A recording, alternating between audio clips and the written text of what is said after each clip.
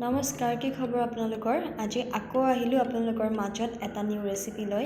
Previous মই দুটা recipe দিছিলোঁ, আপোনালোকে চাইছেনে? যদি নাই চোৱা তেনেহ'লে এবাৰ চাব। এটা দিছিলোঁ বিশ্বকৰ্মা পূজাৰ স্পেচিয়েল মই যি বনাইছিলোঁ, আৰু এটা গণেশ চতুৰ্থীৰ স্পেচিয়েল মই তাতে বুন্দিয়া আৰু বেচন লাড়ু বনাইছোঁ। যদি আপোনালোকে চোৱা নাই এবাৰ চাই ল'ব, লিংকটো মই ডেছক্ৰিপশ্যনত দি দিছোঁ। চ' আজি এটা নিউ ৰেচিপি লৈ আহিছোঁ।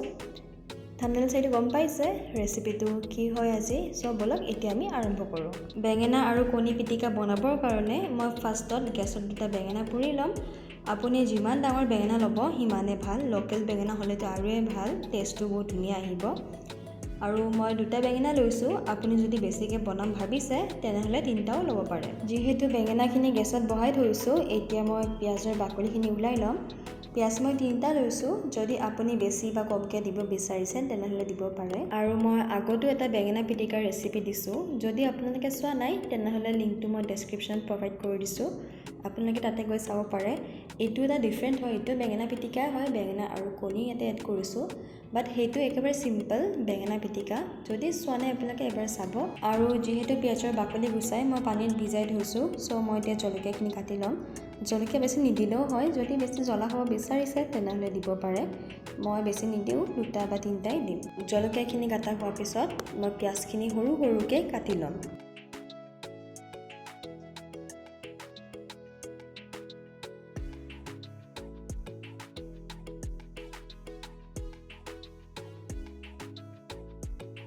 পিঁয়াজখিনি কাটা হোৱাৰ পিছত মই বেঙেনাখিনি উল্টাই দিম, মানে যোনবোৰ ছাইড হোৱা নাই মই সেইটো ছাইডে ঘূৰাই দিম।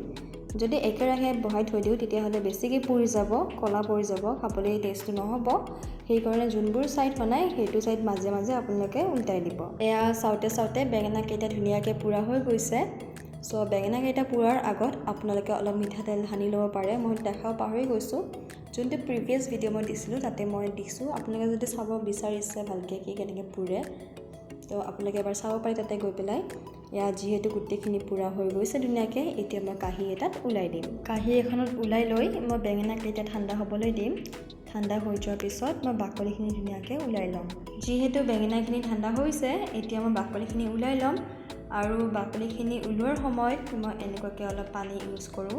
উইদাউট পানী বাকলিখিনি ওলালে আঙুলিত লাগি ধৰে আৰু বেঙেনাটো ক'লা পৰি যায়। ক'লা মানে আপোনাৰ বাকলিখিনি আকৌ লাগি ধৰে, তাতে হাতৰ পৰা ওলাই নাহে। চ' যদি আপুনি এনেকৈ পানী ইউজ কৰি যদি ওলায় তেতিয়াহ'লে বেঙেনাটো চাফা হয়। এয়া বাকলি ওলোৱা হৈছে। এতিয়া মই ভালকৈ বেঙেনাটো মাজেৰে কাটিছোঁ। কেতিয়াবা এনেকুৱাও হয় বেঙেনাটো বাহিৰৰ পৰা দেখিবলৈ একেবাৰে ধুনীয়া কিন্তু ভিতৰত পোক থাকে। যিহেতু আমি নিজে খাম সেইকাৰণে খোৱাৰ আগত মই এনেকুৱাকৈ দুটাই ভালকৈ কাটি লৈ চেক কৰি ল'ম। যিহেতু বেঙেনাখিনিত পোক নাই সেইকাৰণে মই এতিয়া নিমখ এড কৰিলোঁ। নিমখ মই অকল বেঙেনাখিনি চায়েই দিছোঁ, পিছত যিহেতু আকৌ এবাৰ নিমখ দিব লাগিব সেইকাৰণে মই এতিয়া অলপে দিছোঁ। নিমখ দিয়া হোৱাৰ পিছত এতিয়া মই বেঙেনাখিনি পিটিকি ল'ম। মই মেছাৰ ইউজ কৰিছোঁ, যিহেতু মই এটা ভিডিঅ' কৰি আছোঁ। কিছুমানে বেয়া পাব পাৰে হাতেদি পিটিকিলে। যিহেতু আপোনালোকে ঘৰতে খাব, আপোনালোকে হাতেৰে পিটিকিলেও হ'ব। বেঙেনাখিনি পিটিকি হোৱাৰ পিছত মই কেৰাহীটো বহাই তাত তেল দিছোঁ। তেলটো মই মিঠাতেল লৈছোঁ। তেলখিনি গৰম হোৱাৰ পিছত মই দিলোঁ জিৰা। জিৰাটো দি মই ভালকৈ ফুটিবলৈ দিম, কাৰণ জিৰাৰো এটা টেষ্ট আছে, স্মেল এটা আছে। যদি জিৰাটো ভালকৈ নুফুটে তেতিয়াহ'লে স্মেলটো নাহিব। আৰু জিৰাটো যদি আপোনালোকে ভালকৈ ফুটাব পাৰে তেতিয়াহ'লে এটা বহুত ধুনীয়া স্মেল আহে।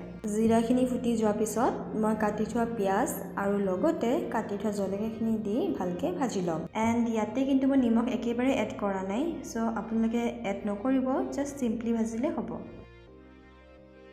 যিহেতু এইখিনি ফ্ৰাই হৈ আছে, এতিয়া মই ছেকেণ্ড প্ৰচেছলৈ যাওঁ। ফৰ ছেকেণ্ড প্ৰচেছ মই 3টা কণী লৈছোঁ। এটা অলৰেডি বাই মিষ্টেক ভাঙি থাকিল, চ' এতিয়া মই দুটা ধুনীয়াকৈ ভাঙি ল'ম। দেন মই এড কৰিছোঁ নিমখ। নিমখটো মই অকল কণীটোৰ হিচাপতে লৈছোঁ, যিহেতু বেঙেনাত অলৰেডি নিমখ দিয়া হৈছে সেইকাৰণে মই ইয়াতে অলপে দিম। এণ্ড এইপিনে পিঁয়াজ আৰু জলকীয়া একেবাৰে পাৰফেক্টলি ফ্ৰাই হৈছে। চ' এতিয়া মই ৰেডি কৰি থোৱা কণীখিনি ইয়াতে দি দিম। সেইখিনি দি হোৱাৰ পিছত মই একেবাৰে ভালকৈ ভাজি ল'ম, কাৰণ ভালকৈ নাভাজিলে আধা কেঁচা হৈ থাকিব আৰু কণীৰ স্মেলটো থাকি যাব। আৰু কিছুমানে যিহেতু কণীৰ স্মেল বহুত বেয়া পায়, মানে খাই ভাল লাগে কিন্তু স্মেল এটা আহি থাকিলে বহুত বেয়া লাগে খাবলৈ। চ' আপুনি যদি ভালকৈ ভাজি লয় কণীখিনি তেতিয়াহ'লে স্মেলটো নোহোৱা হৈ যাব আৰু খায়ো ভাল পাব। যিহেতু এইখিনি ভাজা হৈছে, চ' মই এতিয়া বেঙেনাখিনি দি দিলোঁ। বেঙেনাখিনি দি মই গোটেইটো ভালকৈ মিক্স কৰি লৈ আকৌ এবাৰ ভাজি ল'ম।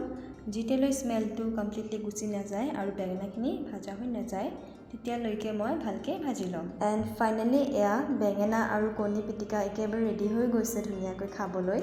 আপোনালোকে নিশ্চয় ট্ৰাই কৰিব ঘৰত, যদি কেতিয়াও ট্ৰাই কৰি পোৱা নাই এইটো ৰেচিপি এবাৰ ট্ৰাই কৰিব, আপোনালোকে নিশ্চয় বহুত ভাল পাব খাই।